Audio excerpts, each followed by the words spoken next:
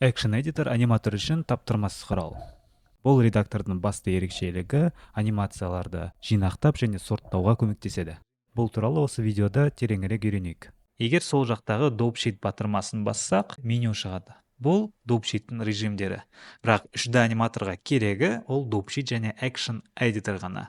Кейде 2D анимацияны жөндеу үшін Grease Pencil'ды қолданамыз. Бірақ әзірше біз тек қана Action Editorға тоқталамыз. Action Editor'дың Dope айырмашылығы біз тек қана бір объектінің анимациясымен ғана шектелеміз.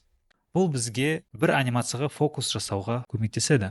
Егер кубты таңдасақ, тек кубтың ғана кілттерін көреміз.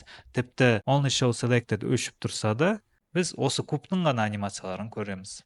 Action Editor'да біз әрбір анимацияға атау беріп, олардың көшірмесін жасасақ болады. Атына сәйкес, Blender'да бұл анимацияларды Action деп атайды. Мысалы, қазіргі анимация автоматты түрде Cube Action деп аталған. Бұл кубтың анимациясының атауы. Біз оны өзгерте аламыз.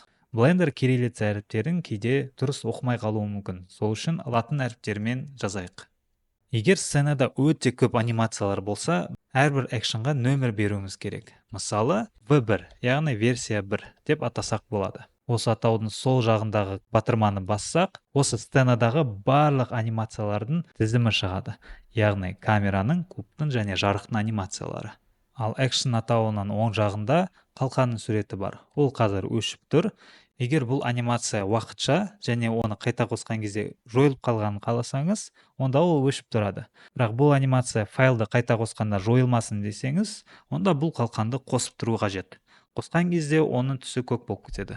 Енді файлды жауып қайта қосқанда бұл анимация сақталады. Оның оң жағында екі парақтың суреті бар. Бұл осы Action'ның көшірмесін жасайтын батырма.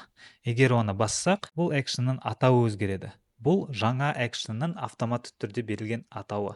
Егер менюді көрсек, бізде V1 және V1 001 деген атау пайда болады. 001 деген Blender'дың осы Action'ға автоматты түрде берген қосымша атауы. Біз бұл атауды өзімізге ыңғайлы қылып өзгерте аламыз. Бұл анимацияның алдыңғы анимациядан еш айырмашылығы жоқ. Алайда егер осы анимацияға өзгеріс енгізсек, біз бұрынғы анимациямызды бәрібір қалпына келтіре аламыз. Ал егер бұл объекттегі барлық анимацияларды бір батырмамен өшіреміз десек, онда оң жағындағы X батырмасын басамыз. Сонда біз су жаңа анимация жасай аламыз. Егер New батырмасын бассақ, жаңа бос Action пайда болады. Бұнда біз кілт қойып, қалаған анимациямызды бастасақ болады. Action атауының сол жағына қарай Push Down және Stash батырмалары бар. Бұл NLA Editor деген құралға байланысты батырмалар. Біз оны көбінесе қолданбаймыз. Сол үшін егер оны байқаусызда басып қалсаңыз, Ctrl-Z деп артқа қайтыңыз. Мінекей, Action Editor'дың таймлайннан айырмашылығы осындай. Біз осы сабақта Action Editor'дың ерекшеліктерін біліп, оларды қалай қолданатынын үйрендік.